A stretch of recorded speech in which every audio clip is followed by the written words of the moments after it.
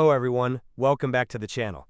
In this tutorial, I'll show you how to uninstall the KB5121003 update on Windows 11. If this update is causing problems on your computer, you can remove it directly through Windows settings. Let's get started. First, open the Start menu. Click on Settings. Inside Settings, select Windows Update from the menu on the left. Now click on Update History. Scroll all the way down to the bottom of the Update History page. Under Related Settings, click on Uninstall Updates. You will now see a list of Windows updates that can be removed from your computer.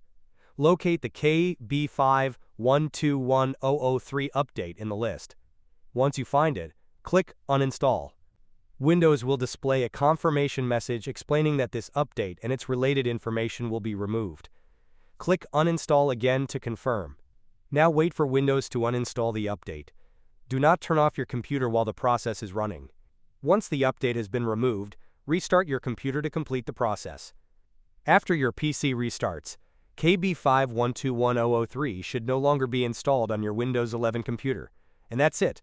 You now know how to uninstall the KB5121003 update on Windows 11.